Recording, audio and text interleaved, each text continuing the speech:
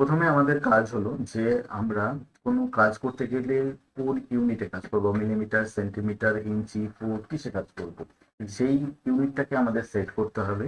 Set করার জন্য আমরা ইউএনআইটিএস ইউনিটস, হ্যাঁ, এবং এন্টার করবো। দেওয়ার পরে আমাদের একটা উইন্ডো আসবে। এখান থেকে আমাদের যে মডেলের ইউনিট আর লেআউটের ইউনিটটা ইউজ হয় তোমার প্রিন্টের ক্ষেত্রে, আর মডেলটা নর্মালি ভাবে আমরা ওয়ার্ক করার জন্য ইউজ করছি। আমরা এখন মডেলেই আছি।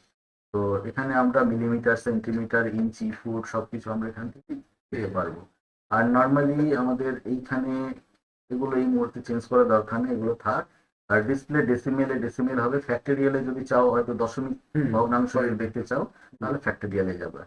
আর এখানে তোমাদের যে ধরো ডাইমেনশন দেখাচ্ছে 3 ফুট, 3-এর পরে যদি আরো দশমিক বা ডিজিট সংখ্যা বেশি, দশমিকের পর যত সংখ্যা চাও বেশি, ততগুলো শূন্য এখানে বেশি নিতে হবে।